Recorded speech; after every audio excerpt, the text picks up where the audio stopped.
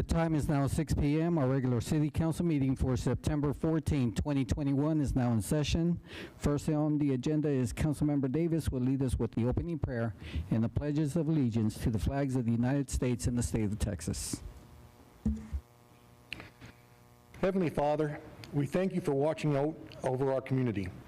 We ask that you guide us in building a strong and healthy fellowship with our residents. Please protect our city staff and our first responders as they work selflessly in your name to assist those in our community who are in need. May our council work together and continue to build a community that is full of hope and a spirit that honors your teachings. In your name we pray, amen. I pledge allegiance to the flag of the United States of America and to the republic for which it stands, one nation, under God, indivisible, with liberty and justice for all. Honor the Texas flag. I pledge allegiance to thee, Texas, one state, under God, one and indivisible.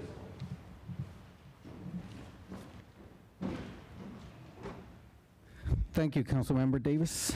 All right, we'll move on to employee recognition. Dr. Brown, you have a employee recognition. Yeah, thank you, Mayor. Tonight I'd like to recognize our recent promotees, and these are basically from June, July, and August, and we had a suggestion to recognize our promotees. I thought it was a good suggestion. I'll start doing this probably on a quarterly basis. But beginning in June, Starla Blake was promoted from Communications Officer to Communications Officer Supervisor. Megan Finnessy was promoted from Police Officer to Corporal. Chris Forster was promoted from EMS Lieutenant to EMS Battalion Chief. Amanda Hausman was promoted from Paramedic to EMS Lieutenant. Dallas Hopper was promoted from Police Officer to Corporal. Scott Morehouse was promoted from Corporal to Sergeant. In July, Ben Boney was promoted from Deputy Fire Marshal to Fire Marshal. Charles Chrisman was promoted from EMT to Paramedic. Moses Flores was promoted from Service Worker 1 to Service Worker 2, and Zach Lowry was promoted from Firefighter to FAO. In August, Rebecca Vera was promoted from Sanitarian to Neighborhood Services Manager, and Jansen Williams was promoted from EMT to Paramedic. So congratulations to all of our staff who earned promotions this summer. Indeed, congratulations, staff, on your promotions. We'll move on to city events and announcements. Announcements of upcoming events. Ms. Gonzalez. Yes, thank you, Mayor. So on Tuesday, September 7th through October 12th on the Tuesdays, we're going to have the Fall 2021 Adult Cornhole League. It's ages 21 and up, and that's from 6 to 10 p.m. On Sundays, September 12th through October 17th, there will be the Fall 2021 Adult Kickball League from 6 to 10 p.m. On Thursday, September 16th, the Volunteer Appreciation Banquet was scheduled for that day, but it has been postponed until March 2022. And so once we get the new date, we will get the information out to everybody. On Saturday, September 25th, Education at Crescent Bend Nature Park from 10 to 11. And the San Antonio Zoo Center for Conservation has selected the park as harvesting location to help feed the Texas horned lizards. So you learn about the Texas horned lizards, carpenter ants, the histories of the animal, and their importance. Meet at the first parking lot near the restroom building and trailhead.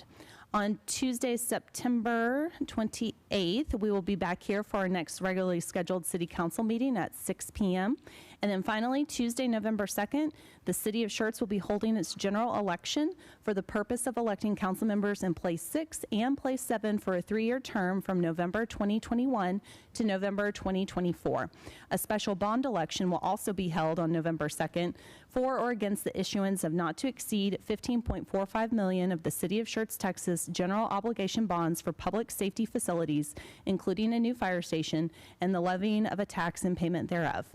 Early voting by personal appearance will begin on October 18th and ends October 29th. Early voting locations will be posted on Schertz.com. And if there's any information or questions, you can always contact the City Secretary. Thank you. Thank you, Ms. Gonzalez. Next, announcements and recognitions by our City Manager, Dr. Brown. I have nothing further, Mayor. Announcements or recognitions by the mayor. I don't have any either.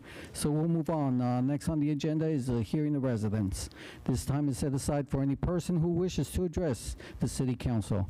Each person is limited to 3 minutes, and we ask before addressing the council, for the record, please state your name and address. Mayor Pro Temp Dalla, please call our first speaker. First person to sign up this evening will be Brenda Dennis.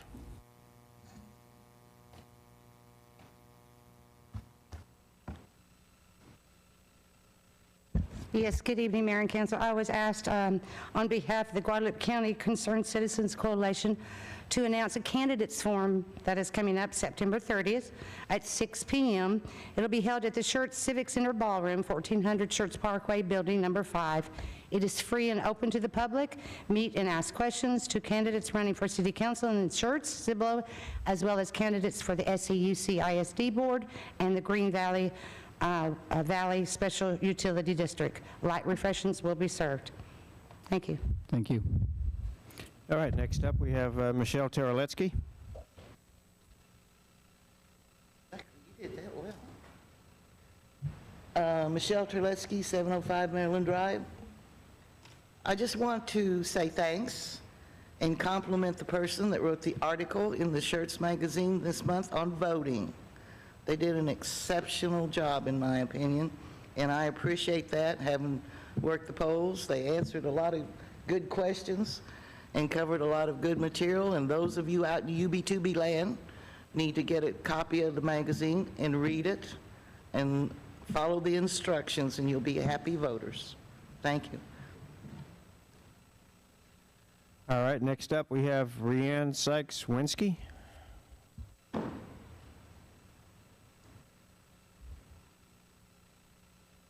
Hello, my name is Ryanne Sykeswinsky, and I am not a resident of Schertz yet.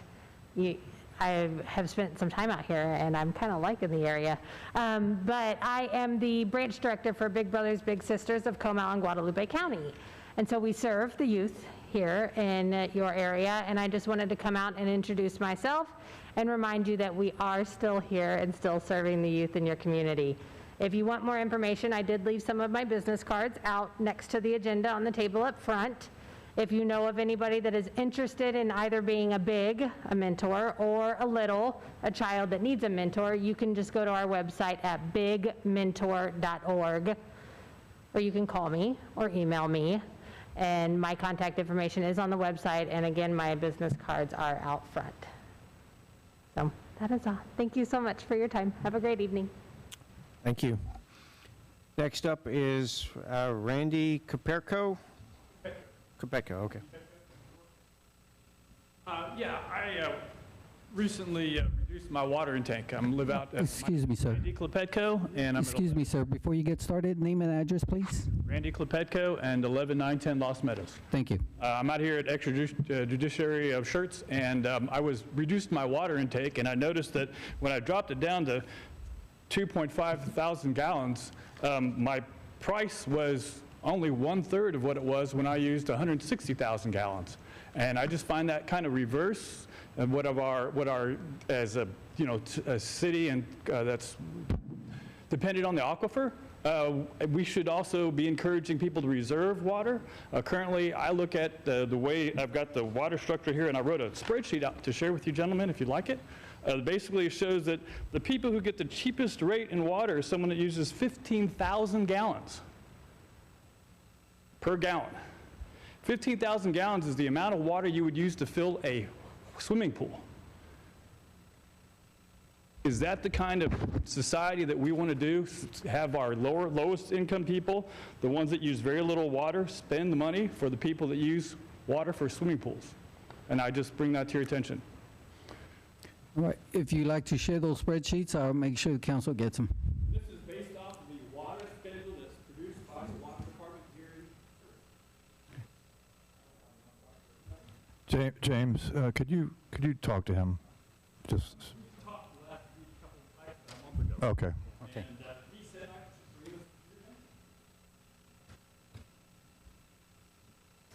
Did all council get a copy?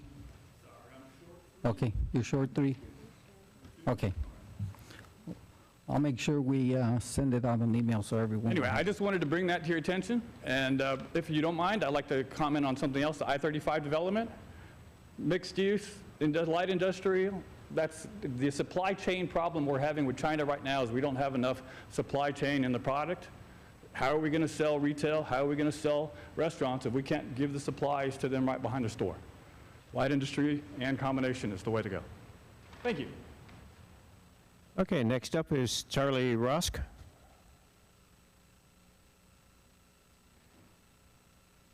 Well, thank you.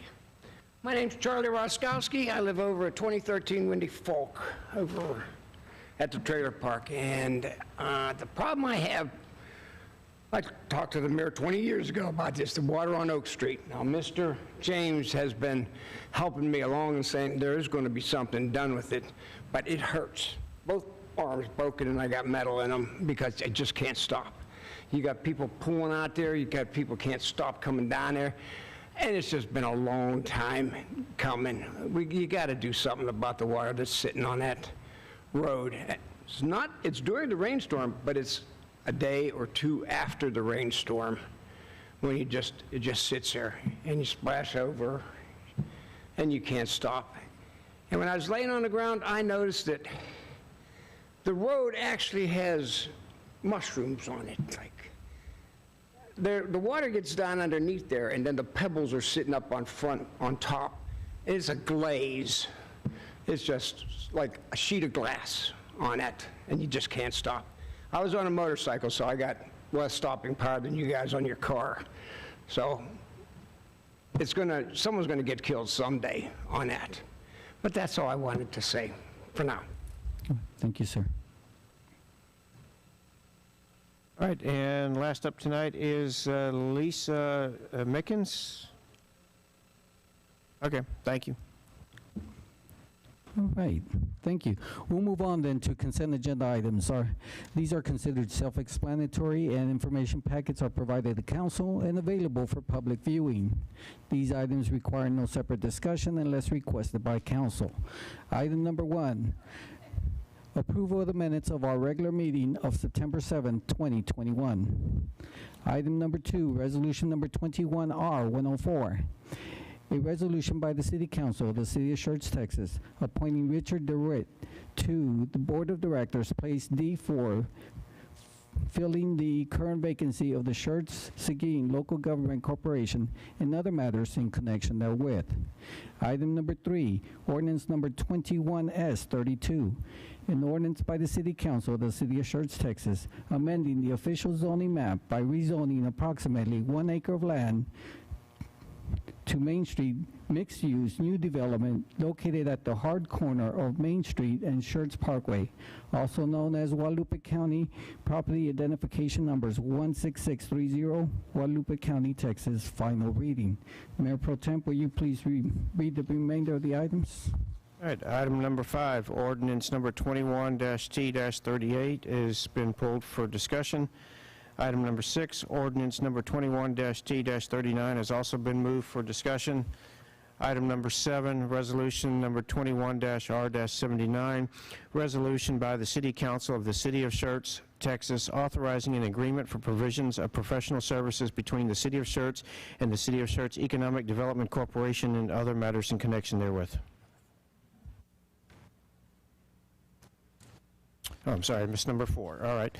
Ordinance number 21-S-33, a ordinance by the City Council of the City of Schertz, Texas, amending the official zoning map by rezoning approximately 0.4 acres of land to Main Street Mixed-Use New Development District, MSMU-ND, located 250 feet east of the intersection of Main Street and Randolph Avenue, 610 Main Street, also known as Guadalupe County Property Identification Number 168552, Guadalupe County, Texas. Final reading.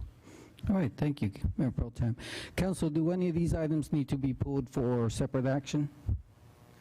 Is there a motion to approve items number 1 through 4 and 7? So moved. Second. Okay, motion was made by Councilman Scagliola, am I correct, or no? Councilmember Brown, second by Councilmember Hayward. Any other comments? Let's go ahead and call for the vote. Aye. Aye. Aye. Aye. Aye. We have 7 ayes, no objection, motion passes. All right, we'll move on to item number 5. Yes, item number 5 will be next. Ordinance number 21T38, an ordinance adopting a budget for the fiscal year ending October 1st, 2021, and ending September 30th, 2022, in accordance with the charter of the City of Schertz, Texas, providing for the filing of the budget, providing that this ordinance should be cumulative of all ordinances, providing a severability clause, and providing an effective date. And this is our final reading. Okay, Mr. Walters, floor is yours. So Mayor, I'm going to take this one. The only reason we pulled this was to correct a possible misunderstanding when we communicated our program for ECI, the Employment Condition Index, and we may have communicated, and it's not correct, that we were raising ECI by 1.25%. In reality, we're raising it by 0.25%. And so the effect that this has is that we're on the way to 2% for ECI, but that's really going to have the effect of a one-time 2% increase for our employees. If we were going to try to raise the ECI 2% per year, that's, you know, 200,000 plus in terms of how much we would add to the budget. And we just, you know, we just aren't putting that in the budget. So the only correction is that it's 0.25% this year. That was it. Thank you, Dr. Brown. Council, any comments? Yes, Councilmember Scott? Yeah. Is ECI an acronym for Employment Compensation Index? Employment Condition Index, and it works like a COLA, but it's not quite a COLA. Okay. Does this, Dr. Brown, does this have anything to do with the, sorry, I'll get it closer. Does this have anything to do with the bands that we need to decompress the bands for some of our safety officers and such, and maybe other departments? No, it doesn't have anything to do with that. This is the COLA. Okay. Thank you. I appreciate that. Council, any other comments? Is there a motion to approve ordinance number 21T38? So moved. Second. Motion's been made by Councilmember Scott, second by Councilmember Hayward. Any other comments? Let's go ahead and call for the vote. Aye. Aye. Aye. Aye. Aye. We have 7 ayes, no objection, motion passes. We'll move on to item number 6, ordinance number 21T39. An ordinance approving the appraisal roll, setting the tax rate, levying and assessing the general and special ad valorem taxes for the use and support of the municipal government of the City of Schertz, Texas. Apportionately the levies and specific purposes, providing a severability clause and providing an effective date. This is also our final reading. Okay. Mr. Walters. No comments on this one. The budget just has to be approved first. That's why they're pulled together. Okay. Council, any comments? Do I have a motion? Do I have a second? Second. We have a motion by Councilmember Brown, second by Councilmember Scott. Council, any other comments? Let's go ahead and call for the vote. Aye. Aye. Aye. Aye. Aye. Aye. We have 7 ayes, no objection, motion passes. All right, we'll move on to item number 8. Resolution number 21R103, a resolution by the City Council of the City of Schertz, Texas, authorizing expenditures in the amount not to exceed $1,084,600 for the fiscal year 2021-2022 Vehicle Equipment Replacement Program. Okay, Mr. Hernandez, floor is yours. Yes, sir. F5. Okay. Good evening, Mayor, Council. This is a quick briefing about the Vehicle Equipment Replacement Program for fiscal year 21-22. Overviews, 10-year replacement plan. fiscal year 21-22 vehicle replacement list, vehicle acquisition, and the vendor list for the vehicles that we have selected for our vehicles and equipment for replacement. Goals and objectives: maintain replacement strategy in place for all city-owned assets, seek lowest acquisition costs while meeting the needs of departments, utilize vendors participating in purchasing co-ops for better buying power, and objective is council approve resolution 21-R103. Right here, council, this is a 10-year plan, cost estimates for our budget prep from pretty much fiscal year 1920 to fiscal year 29-30. These are just estimated costs based on pricing for vehicles and equipment that we are looking to purchase over the next 10 years. This right here is the 10-year replacement plan. When I took over, I pretty much broke it down by fiscal year, and whatever asset is being replaced, I created the column replaced with, so I put the asset number there based on useful life that we have in our maintenance management software, and I recommend that's the next replacement year. Some are 10 years, 6 years, 10 years, and they vary. Some are like PD vehicles are 5 years, some can be 6 to 7 years. So based on this, I can actually plan out where we're going to start replacing our vehicles from 2029, 2030, 31, all the way out to 2039, 2040. This is our replacement vehicles for the current fiscal year coming up in October. We have a city admin vehicle, a zero-turn mower, 2 EMS ambulances, which are going to be remounted. We have a supervisor vehicle for EMS, single cab pickup for facilities, 3 fire department vehicles. 2 of them are going to be staff vehicles, and one is going to be a brush truck for the fire department. Fleet department, we're replacing our service truck, 2 motor pool vehicles, parks vehicle, and inspections vehicle. PD is looking to get 7 police department vehicles, 6 Explorers, and 1 F-150. Code enforcement, the wood chipper from streets, dump trailer from streets, the material spreader from streets. Utility billing is looking to replace 2 of their trucks this coming fiscal year. We have another zero-turn mower for water, backhoe for the water department, also their 550 crew cab dually, and animal control is also going to be replacing a vehicle for the 21-22 fiscal year. Major purchase that we're planning on for next fiscal year will be the Quint 218, the fire department apparatus. Estimated cost for that one, the last time I spoke with our fire chief, would be about $1.3 million. So that's in place for 22-23. Right now, this is a total of 31 assets that are going to be replaced this come October, and excuse me, the pretty much estimated cost for all of this would be about $1.084 million. And the vendors that we use, all of the vendors that we have chosen are all Goodbye Buy Board. With these vendors, this is how we make sure that we are doing our due diligence and we are getting the best value for our dollar when it comes to replacing all of these vehicles and equipment that we have.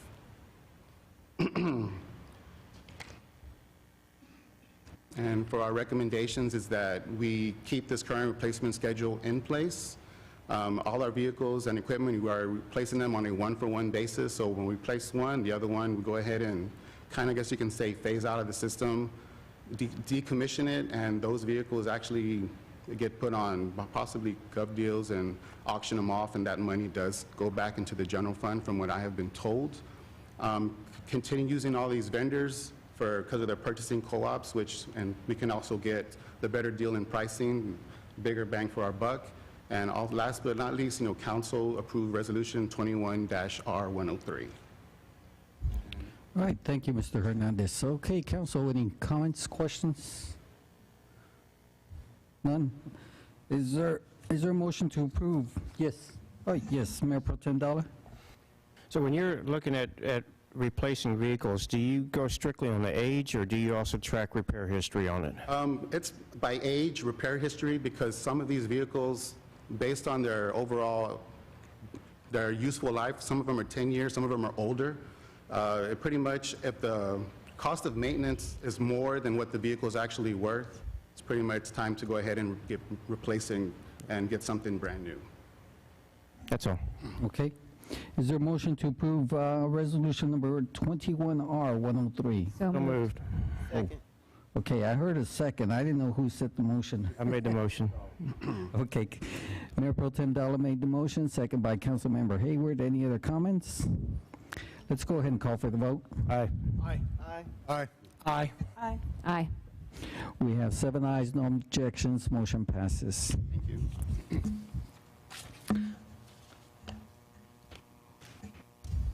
Okay, we'll move on to item number 9, ordinance number 21S37, an ordinance by the City Council of the City of Schertz, Texas, amending the comprehensive land use plan by adding text for the new land use designation of commercial light industrial and amending the future land use map by changing approximately 42 acres located on the north side of the southbound frontage road of Interstate Highway 35, approximately 2,500 feet east of Herbertus Road, also known as Comal County, property identification numbers 75290 and 75369, from commercial campus to commercial light industrial, City of Schertz, Comal County, Texas. Final reading. Council, does this require a presentation? Nope. Let's go ahead and open it up for discussion. Yes, Councilmember Scott? This is the one that we discussed at length last week, correct? Yes.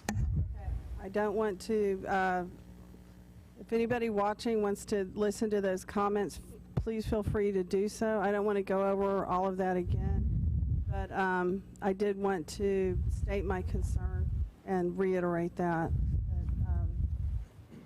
I was very concerned that we're just becoming like a trucking destination. I also felt that the presentation was very stilted, and I do raise objections, I raise objections to the presenter saying that it was unfit for restaurants or other types of retail, that it was better suited for warehouses. So I just want to go on the record stating that. I am pro-growth, but I'm very much pro-controlled growth, and there are businesses I'd like to see come here. So that's it, Mayor. Thank you. Okay. Councilmember Whitaker. I just, I don't know if that's the best example. I was just driving through Schertz on the other side of I-35, and I think it was on Lookout Road, and there's some office buildings there that clearly are in the industrial area, but the frontage of them is glass front windows and doors. And I think part of the problem is people don't know what to expect. And what I saw on Lookout Road was what I would anticipate as an office space used for those types of purposes. And I thought it looked very professional, nice. I think it's just the fear of the unknown of what it could look like. But I thought that was a good example. So if anyone, drove down Lookout Road from Schertz Parkway north, on the right-hand side, there's some buildings. And right next to them is distribution, so you can see the difference. Obviously, they're okay, but I thought that was a good example of that type of an office building. It can look very clean, very professional, and I'm in favor of it. Okay. Mayor Pro Tem Dalla? So I guess I'll just reiterate my points from last week. That I think this is appropriate development, it's appropriate location, and with your indulgence, I'll make a motion that we improve ordinance 21S-37. Second. Okay. Before we continue, Councilmember Hayward? I just wanted to make sure, because I ended up trying to figure out, are we supposed to be discussing the way it looks in 9, or is that 10? In 10. Yes, ma'am. Thank you. Okay. Any other comments? Motion was made by Mayor Pro Tem Dalla, and second by Councilmember Davis. Any other comments? Let's go ahead and call for the vote. Aye. Aye. Aye. Aye. Aye. Nay. Aye. We have 6 ayes, 1 objection. Motion passes. All right, we'll move on to item number 10, ordinance number 21S36, An ordinance by the City Council of the City of Schertz, Texas, amending the official zoning map by rezoning approximately 42 acres of land to Planned Development District, PDD, located 2,500 feet east of the intersection of Hubertus Road and Interstate Highway 35, also known as Comal County Property Identification Number 75290 and 75369, Comal County, Texas. Final reading. Council, does a presentation need to be, is it being requested? No, let's go ahead and move it on to discussion. Mayor, I apologize. I think if staff could, I think we have a slight tweak to the ordinance that staff would like to make clear. If we could, I apologize. Okay, let's go ahead and see the tweak. So based on the conversations at the last council meeting, the staff did make a recommendation to have the zoning change to Planned Development District. And so what that is entailing that we worked with the applicant is that it is going to eliminate some of the uses, some of those being the airport, heliport, landing field, recycling collection center, and then the trailer manufacturing home sales. Another item would be the we increased the size of the tree caliper to 3 inches, so our standard is 2.5. Another item that we added within the PDD is we decreased the space between the tree plantings to 35 feet. And then the last item is the kind of the building layout. So we did speak to the applicant before the meeting and trying to, you know, really kind of hearing the council's concerns. And so and James can most definitely correct me if need be. So this was kind of the building articulation look. So what we kind of spoke about was potentially at the mid location is doing some type of detail, such as at a paint strip or using some other kind of material to kind of help with the facade of the building to make it more aesthetically pleasing, such as an office type use. And that was the changes that staff and the applicant worked together. Thank you. Council, floor is open for discussion. Councilmember Hayward. I know that after talking with Megan, Brian James, and James about moving the windows, realizing that the lower windows is actually where the office space will be warehoused. Yes, ma'am. So when I requested having maybe moving them mid-range to the second floor wasn't going to work to make it look like it. Because I think part of our problem, and I know several councils and some of the people that I had conversation with over the weekend, was it looks too much like a warehouse on the I-35 frontage road. And then in speaking with them and the developer, realizing that there's some other things that they could do to the front of it to make it not look so much like an office space, look like a warehouse. I think if we can do that and get that design and worked into the PDD so it looks more like an office space, then I think people will appreciate that, because I know that there are the things that we don't have here, like HVAC and plumbing and those kinds of things where they need to house out of. And a lot of the people that work in Schertz would like to have a facility here as opposed to having to drive clear across town. I know when I had my garage door done, the guy had to come from San Antonio. So I think if we can do something like that, I think we'll all be okay with it. Thank you. Council, any other comments?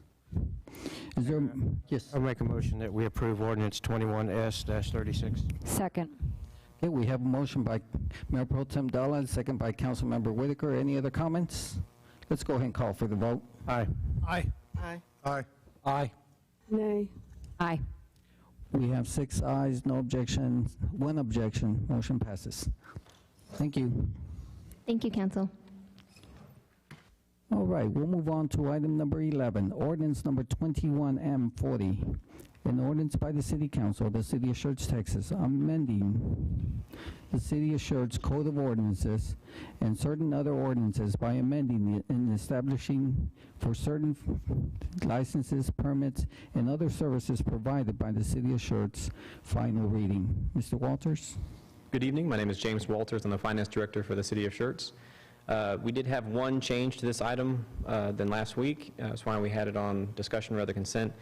The only change we had was changing of the languages and consolidating some fees in the alcohol license and permits to match the TABC recommendations. So we're just matching up to their pre-established fees and descriptions. The prices are the same. Everything else is the same. It's just the wording's a little bit different. All right, thank you. Council, any comments? Is there a motion to approve ordinance number 21M40? So moved. Have a motion made by Councilmember Davis. Is there a second? Second. and second by Councilmember Whitaker. Any other comments? Let's go ahead and call for the vote. Aye. Aye. Aye. Aye. Aye. Aye. Aye. We have 7 ayes, no objection, motion passes. Moving right along, ordinance number 20, item number 12, ordinance number 21T41. An ordinance by the City Council of the City of Schertz, Texas, authorizing the adjustment to the fiscal year 2020-2021 budget, repealing all ordinances or parts of ordinances in conflict with this ordinance and providing an effective date. This is our first reading. Mr. Walters? Good evening. We were reviewing the budget performance towards the year end, and we noticed a couple of areas that we needed to tweak before the fiscal year closes. The largest area that we have on the agenda tonight was the fire department personnel costs. We did do the new pay structure for emergency services earlier in the year. We did not do a budget adjustment at that time. We were waiting to see if one would be needed for each of the 3 areas. Looking over again, we think EMS and police will be under budget. They could make it without any adjustments, but fire didn't have the turnover and some savings that the other ones had. So they will need an adjustment, or they would be over budget on the final couple of payrolls for the fiscal year. We can accomplish this by taking a little bit from other departments that had longer vacancies and filling positions, namely streets and planning and zoning, as well as our sales taxes are coming in very good again. We believe we'll have over budget in the sales taxes, which will be adjusted to cover the rest of it. The other item on here is transferring $125,000 from the Water and Sewer Administration for new meter purchases over to utility billing. Utility billing is going to take that on. This is just transferring the budget over.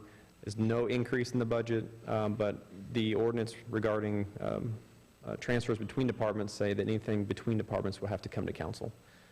We just believe it's a better fit for the meter technicians who actually order the meters, service the meters, and install the majority of the residential meters, also control the budget and purchasing of those. That's why that was moved. Those are the 2 items that were on the ordinance. I did want to bring one other item to you today. We won't change this reading tonight, but we'll have a plan for you on the second reading and possibly an adjustment for the woman hollering trunk line. I believe next council meeting we'll be ready to bring a contract to you for to initiate the construction of that line. So we'll need to allocate some funding for it as well. So it's about $7.8 million in the capital recovery sewer fees that are available for the project. So coming up the next meeting, we would ask to include that into this budget adjustment ordinance to move it along and get that funding available to award the construction contract. With the funds available, we're still about $2.2 million short. We had planned to issue debt for the remainder of it.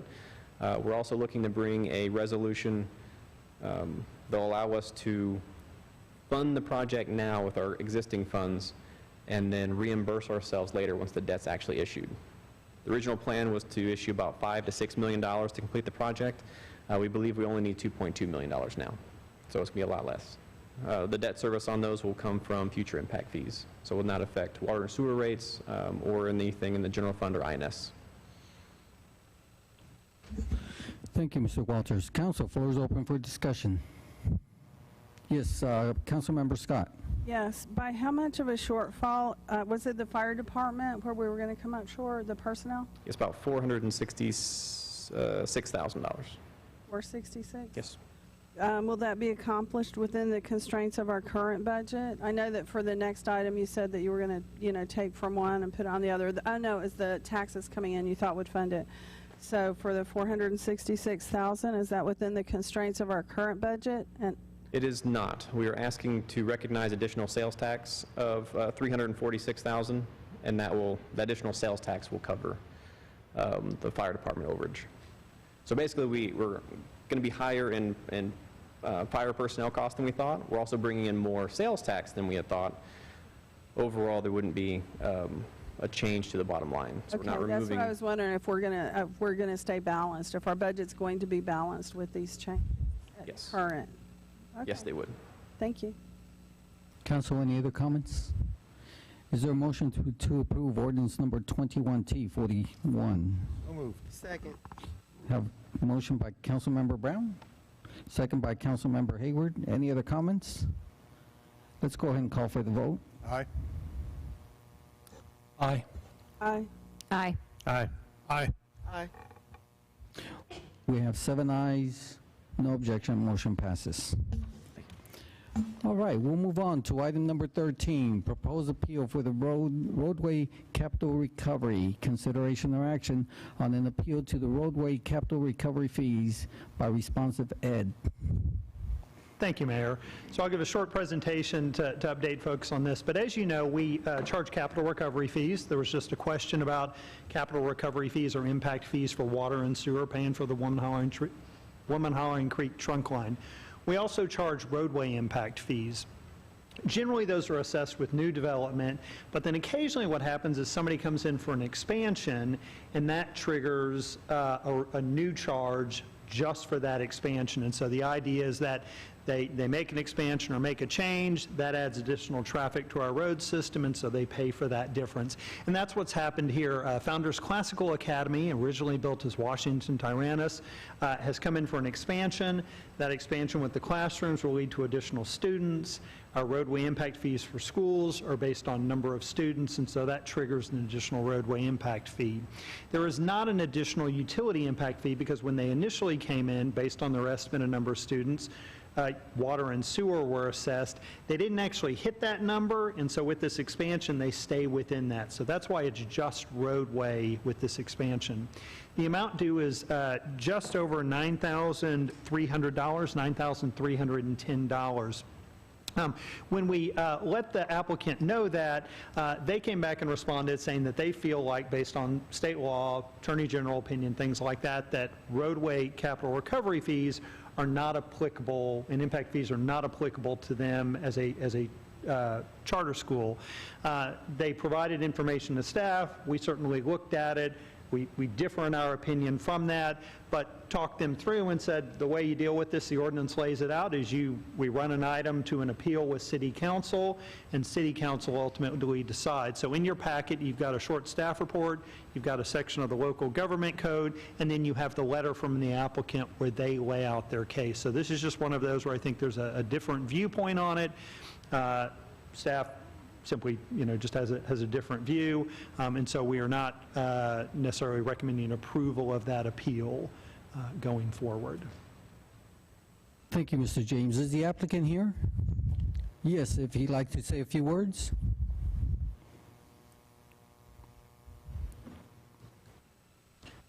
Good evening, Mr. Mayor, council members. I want to thank Mr. James, obviously, for facilitating this process. He's been very helpful. Yes, before you begin, can we have your name and your position, please? Absolutely. I'll introduce myself. My name is Brian Dahlberg. I represent Responsive Education Solutions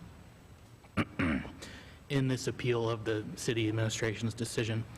For the reasons I'll discuss in a second, Responsive Ed is exempt from impact fees imposed by a municipality in Texas under state law. That is the same as you would see for a school district. It's under 395-022B of the Texas Local Government Code, which authorizes, 395-022A authorizes political subdivisions to pay impact fees. Subsection B specifically exempts school districts. So first I want to discuss what brought about this appeal. Like Mr. James recounted, this is a planned expansion of an open enrollment charter school.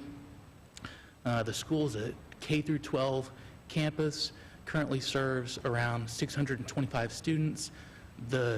It's a school that is doing well. There's demand. They currently have a wait list. The expansion is needed to serve that wait list from the community demand of students and parents that want to send their children there. The project, I think, looks to add 8 to 10 classrooms and to expand the cafeteria, right? So although Responsive Ed is a 501c3 nonprofit, the Texas Supreme Court has said that with respect to their open enrollment charter school, they're a governmental entity. They're part of the state public school system. They are, in those respects, a public school. It's open enrollment, it's tuition free. We operate exclusively with taxpayer money, public funds that we get from the state. We don't have the ability like an independent school district to assess taxes, but we are paid with taxpayer money through the TEA, through the average daily attendance system that the legislature has set up, similar to how independent school districts are compensated from the state as well. Now, there was a recent Attorney General opinion that came out in June regarding a City of Dallas municipal ordinance that attempted to treat charter schools different than independent school districts. The AG said you can't do that. The reason why, 12103 of the Education Code, which is Chapter 12, is the chapter that specifically deals with charter schools. Section 12103 says that, generally speaking, charter schools are subject to the same federal, state, municipal laws as public schools. That's a law of general applicability. There are further, expansive provisions on that. There are some restrictive provisions that the Supreme Court has said should be interpreted narrowly, that, for instance, say that for purposes of a statute, a charter school is not a, quote, political subdivision unless the statute says it is, okay? But there isn't any restrictive provision that says that we're not a school district for any reason. So you look at 395.022, applies to school districts, but kind of rather unhelpfully doesn't specifically define what a school district is. An opinion from the U.S. District Court out of Houston in considering this exact same issue with respect to a junior college, making the same argument, said, well, 395 doesn't define what a school district is, so you need to look at really the totality of the law and other factors like that. They found plenty of other instances for junior colleges, just like you'll find for charter schools, that equate those types of entities to school districts, okay?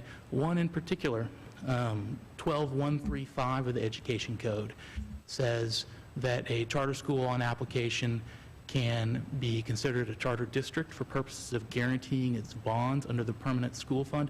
ResponseFed has done that on multiple occasions. They're considered a charter district under that statute.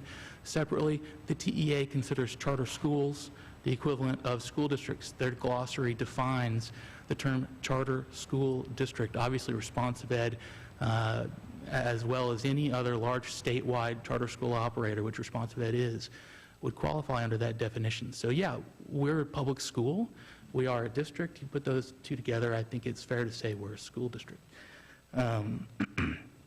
Beyond simply whether or not we're a school district under 395, there are some real explicit provisions in Chapter 12 that state, since we operate with public money, we are only allowed to spend it in the same way that a school district is allowed to spend it, right? So an ISD is allowed to spend it under 45.105 of the Education Code, which is the section that applies to ISDs. It tells them what they can spend their public money on. We're limited in the exact same way. There is no part of 45.105 that says you can spend this specifically on impact fees. Instead, the ability for a school district, a charter school, an ISD, to pay an impact fee depends on the governing body of that school entering into an agreement at their discretion with the political subdivision that's trying to impose the impact fee. So really, 395.022 applies to us both under the definition of school district, just the same as it would apply to us with respect to the restrictions that we're allowed to use our public funds on. So with that said, I just want to say, ResponseFed has been operating that school for about, I think, 5 years now since it took over from the prior charter. It's doing well. The school's popular. It's in demand. We are, I would say, a pro-growth partner of the city as well. I'm currently working with the city at the city's request. ResponseFed is going to be granting some utility easements to the city and a local developer that is wanting to develop a residential district adjacent to our property. We're here and we want to be partners. And really, the gist of my letter, as you'll see, is that state law says that You really can't impose an impact fee on us. Really, the only explanation I got from Mr. James was that, well, the Attorney General opinion is not binding. I understand that. But the AG opinion is, I think, the executive branch's best guess as to way a court is going to interpret this issue and decide this issue. And if you look at some of the cases that I cited in my letter, right, the City of Garland case and the Houston Junior College case that I talked about a second ago, courts have come down the same way that the AG is predicting here, and that charter schools need to be treated equitably with other school districts, especially by municipalities. So thank you for your time. If you have any questions, I'm happy to answer them. Thank you, sir. You certainly provided a lot of legal verbiage. Therefore, the City Council reserves the right to adjourn into a closed session at any time during the course of this meeting.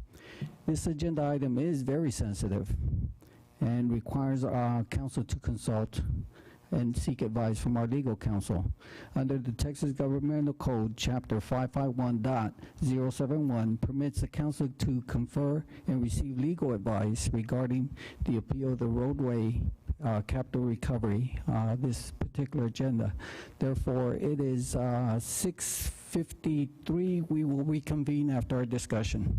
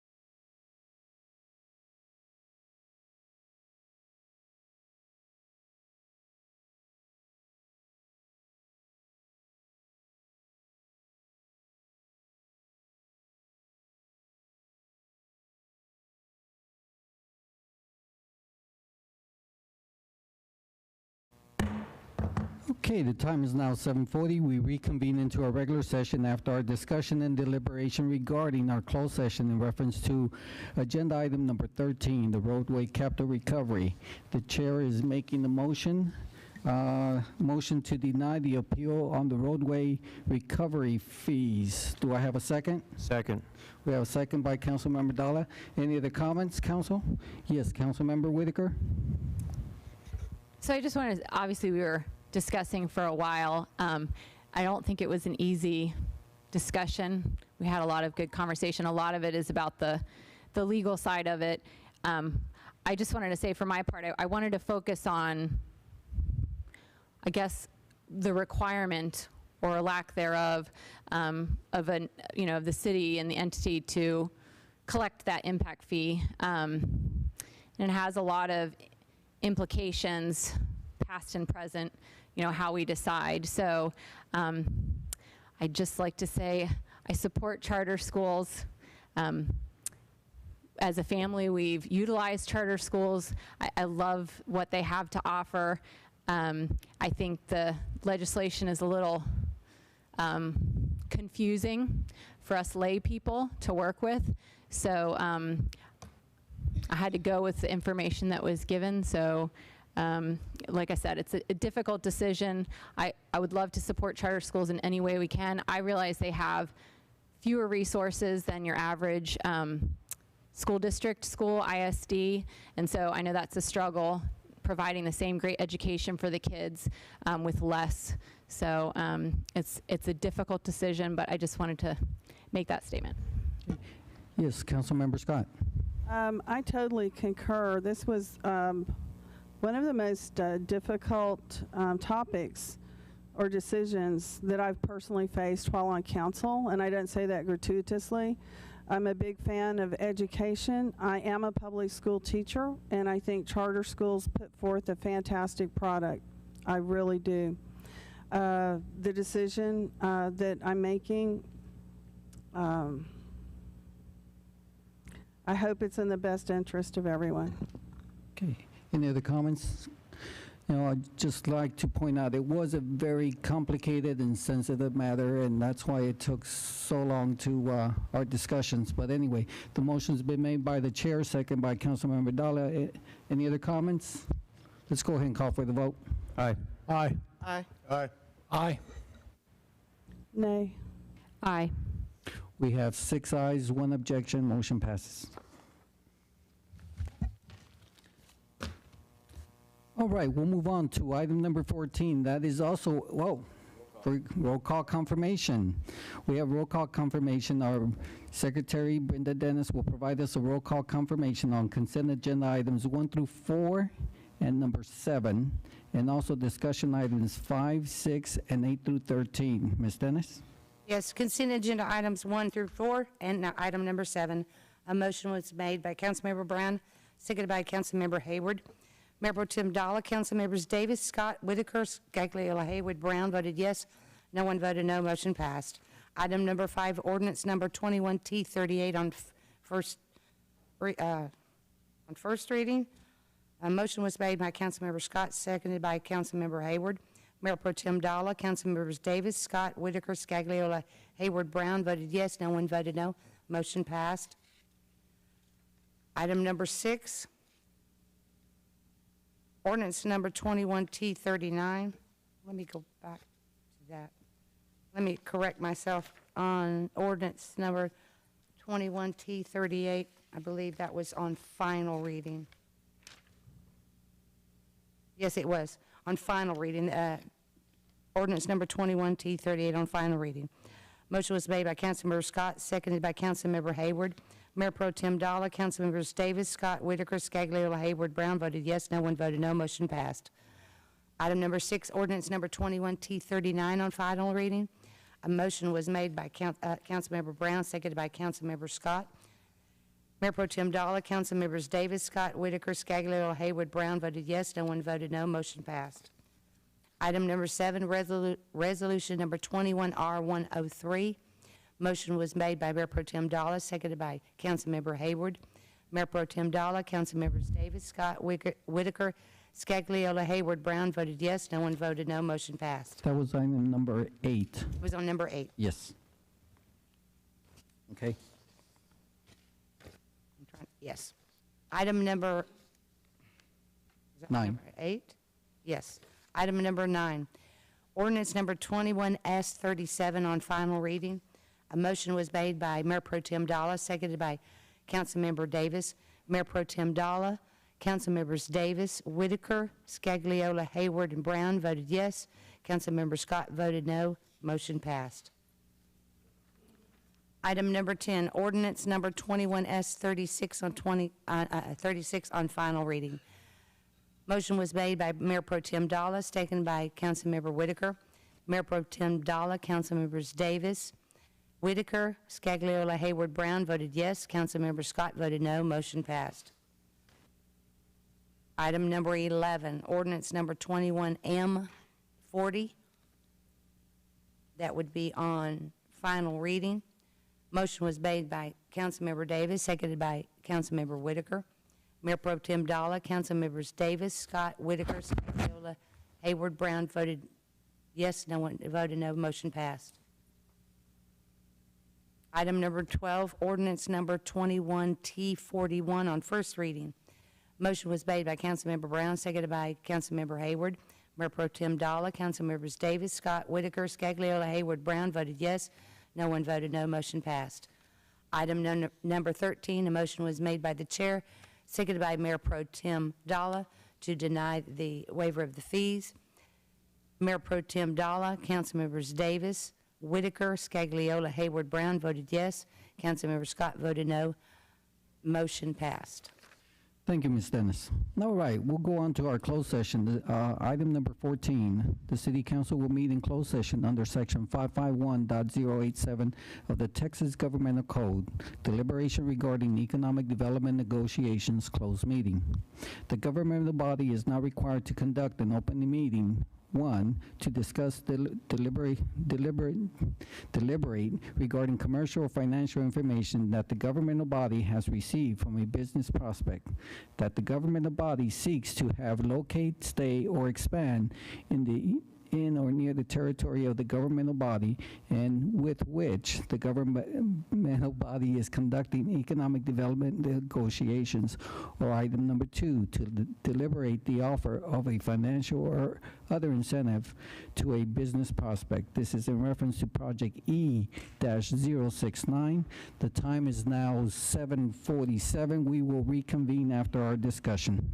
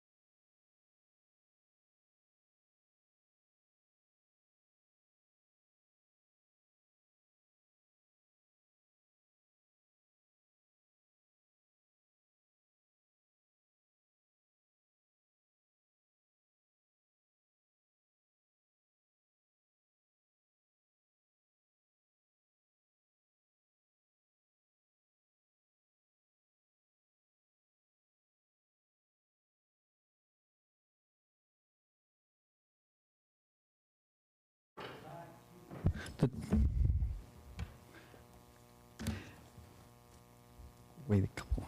Okay, the time is 8:50. We reconvene into our regular session after our discussion and deliberation regarding our closed session in reference to agenda item number 14. There is no action required, so we'll move on to the next one. Okay, any other announcements from our city manager, Dr. Brown? No other announcements, Mayor. Okay, council, any possible updates or information requested from staff? Okay, council, any possible items you'd like to place on the future agenda? Okay, announcements by council members. Mayor Pro Temp Dalla? I got a couple. Went to the Paws in the Pool event this weekend. Managed to prove unequivocally that our rescue from the Lackland Dog Program is not a swimming dog. He did not enjoy himself for a moment. Attended the subcommittee meeting earlier today, as well as the TERS meeting. Councilmember Davis? Nothing. Councilmember Scott? Not at this time. Councilmember Whitaker? Last week, I attended the Northeast Partnership Luncheon, also the MAC Joint Luncheon. Got a briefing on the new aircraft. That was interesting, and thank you, city staff, for hosting that. TERS committee meeting today, and then also the subcommittee meeting on PDD standards, et cetera. Okay. Councilmember Scagliola? Just a subcommittee meeting today. Okay. Councilmember Hayward? Yes, I attended the NEP luncheon, the MAC luncheon that was hosted here at the city. I did the Paws in the Pool, and that was kind of interesting to know that we had people come all the way from Floresville, Helotes, and even from San Antonio to participate, because we're one of the only places that kind of allow the Paws in the Pool. And then today I attended the Guadalupe County Coalition meeting. That is the group that I work with on teenage addiction. And so one of the things I did want to mention in that was that the numbers from 2016, we haven't got the 2019 numbers, 2016 and 2017, the DUI numbers for teens driving under the influence went down, so that means the education is working. Also, the other thing that we deal a lot with is drug addiction, and I just wanted to mention that Guadalupe County Narcotics Task Force was being recognized statewide, and so we're looking at Sheriff Arnold Zwicky, Police Chief Terry Nichols from Seguin, and Chief Brian Huggins from Cibolo, who are all getting that award for the Guadalupe County area, so they're doing a good job with that. So that is all. Councilmember Brown? Nothing else tonight. Okay, the time is now 8:54. We stand adjourned.